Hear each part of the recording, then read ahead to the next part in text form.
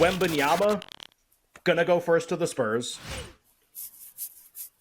Probably not a betting conversation to have here other than Rookie of the Year. He's like minus 50,000 to be the first overall pick. But he is a huge favorite already to be Rookie of the Year. And like, I know like we're going to do draft props. That's not the same as Rookie of the Year, but like just curious if I gave you Wembanyama like minus 250 or everyone else, and this includes Chet Holmgren, who'll be eligible to win Rookie of the Year at like 2-1. Would you lay it with Wembanyama? Like, do you think he's going to be that good? I'd take the field there. I mean, there's a lot of ways this goes wrong for Wembanyama. I mean, he played like one game a week overseas. Like, there's definitely a chance he gets hurt. There's a chance they reduce his minutes. There's a chance he doesn't reach like the games threshold, because I know that's a thing now. And there's a couple of dudes in this class that are dogs. I mean, Scoot's a dog. Like, I think like he's going to have the ball a lot wherever he ends up, and he definitely is going to be in the running. There are a couple other guys, obviously, Cam Whitmore, guys like that. But yeah, I'd probably take the field at that price. So as far as betting, like there was a rumor that came out today about the number 2 pick being traded for Zion, whether or not that thing ends up having legs or if it's just something that's being talked about. Do you find it difficult, or this would be something where you'd want to wait before you know, and who knows when you'll find out the answer before you actually bet something like that? Are you worried about trades when you're placing wagers like this on the NBA draft? Yeah, so I'm kind of the opposite. Like, I actually think that thinking about trades, like being proactive, thinking about trades is where you can get a pretty big edge, because a lot of times, like these overall picks, like maybe not number 2, because that's clearly it's like down to 2 guys, but you know, a little bit further down the draft board, the odds for a lot of these selections are geared towards who's going there in the mock drafts.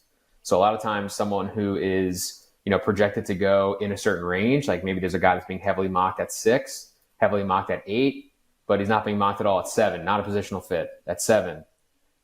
Well, you can get some really good odds there, and there's still a chance that a player, that a team trades into that spot, or that there's a pick swap, and that player ends up going there, which is about his range, but you get a great price. The way that everyone talks about Victor Wembanyama, to get back to the draft that we had with Anthony last segment, is really interesting, because I think I don't like project player performance. I have no idea like how many points per game Victor Wembanyama. That's not my bag.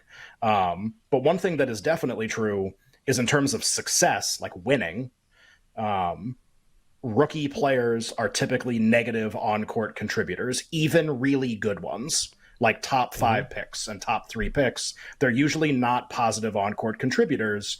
It usually, even the really good ones, sometimes it can take like a year or 2 years before you're like really, you know, measured by a variety of the advanced plus minuses that are out there, or some of the on-off stuff. Like you're usually a negative player when you first come in, to your point, because it takes so much time to figure out the speed of everything. And I guess my question with Wembanyama is, if the markets that I'm already seeing are accurate, and there are some domestics that are starting to post, will the Spurs obviously will draft him number 1 on Thursday, next Thursday. You know, will the Spurs win 30 or more games? Will the Spurs win 35 or more games? There are prices attached to each one of these. Now, there's no way to bet the under on any of this yet, so we don't know what the Spurs win total is really going to be when win totals open. Also, they could, you know, sign Fred VanVleet, or they could sign Chris Paul, and both of those have been rumored as like a point guard to play with Wembanyama. Those are positive on-court players. Those guys are great. Those guys are winning players. But like, if it's Wembanyama and there isn't a big free agent acquisition, and the number is too high, is really what I'm going for here, but let's call it like 29.5 or 28.5 or something, like they're going to lose a lot with him still. Like, this isn't, it doesn't work that way with guys. Like, one of the craziest things about Luka's career is that I think he was a positive on-court contributor in his rookie season, and that never happens. And he was like crazy positive, I think. And I'd have to go back and check. But I remember being like, his rookie year looked so much different than most players' rookie seasons, even really good, like number 1 pick type players. And it's just, that's a real rarity. And remember, Luka had played forever in like the, you know, whatever, European League or whatever he played overseas. So like he was so seasoned. And Wembanyama plays overseas too, but like not in the best league. I feel like I'm going to end up betting the under on the Spurs unless they really change the composition of the team to have like a win. But why would you have a win now, Mines? It makes no sense. You're not trying to win now. Yeah. I don't even know why they would pay Fred VanVleet to do what? Like lose 50 games? So they feel like a dead under if the market thinks Wembanyama's like going to come in out of the gate and be awesome, and if that's reflected in the market number for their win total. So they're like an interesting team next year from a betting standpoint for that reason. I love awards. We know that. We'll do baseball awards next hour.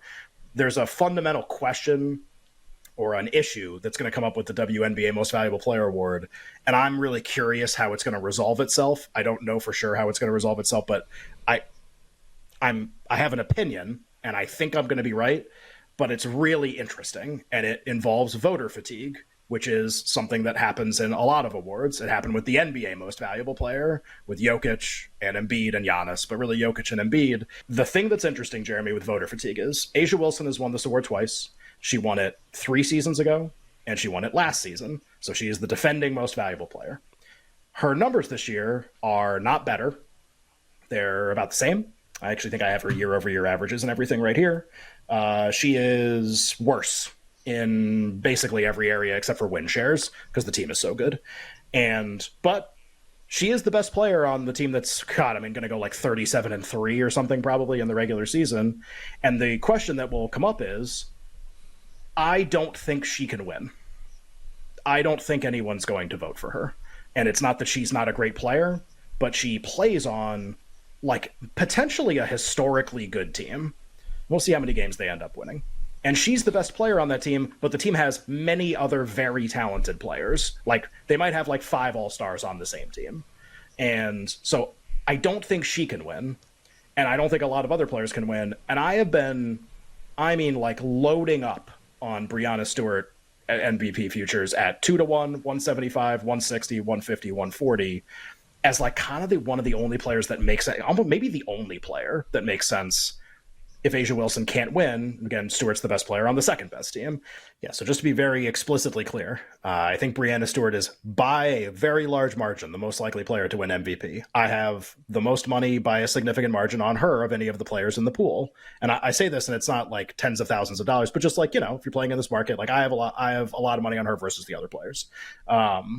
I have a lot of money on Jackie Young because the prices were really crazy and now they've gotten progressively less crazy. They're still a little crazy right now. She is probably realistically the third, maybe the fourth most likely player to win. Maybe the third, because I really don't think Alyssa Thomas can win. I don't think she scores enough.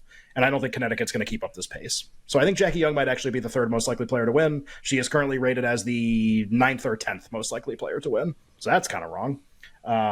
So I've been ton of Breanna Stewart, good amount of Jackie Young from a win standpoint. And then a third player who I've always thought was more interesting than the market because I think this team is more interesting than the market does. I'm very invested in the LA Sparks being good this year. Their best player is, I believe, the head of the Players Association, also, Nneka Ogwumike. Her sister, Chiney, is on NBA Today on ESPN. People probably see her there. She's hurt right now. She hasn't been playing very much. But Nneka Ogwumike, the sister, like the player who is playing a lot, is the best player on the team, has won the award previously, and is kind of in like a weird statistical range where she actually makes a lot of sense to win Most Valuable Player. It's kind of like bizarre how this has come together. So she is not as likely as Breanna Stewart, and she is not as likely as Jackie Young because both of those players are A, better, and B, play on better teams. But if like Vegas, there's a needle to thread here. Like if Vegas wins a lot, but it's like this balanced team and they don't win. So A'ja Wilson doesn't win, Jackie Young doesn't win, Vegas is the best team, but they don't really have a candidate. And Breanna Stewart, like, what if New York doesn't win a lot of games? They've already dropped a couple games they should never have dropped. So, like, what if they are just like, okay, who wins? I actually think this is the player who wins in that situation. So, and she's there. I mean, some places are like moving her to 50, 60. Some places she's like 100. I mean, she's considered a non-factor, I guess is the important thing. Okay. She's the 4th leading scorer in the league currently. But again, nobody thinks the team is that good, and I do. I think they're actually pretty good. So that's kind of where like my perceived edge comes from.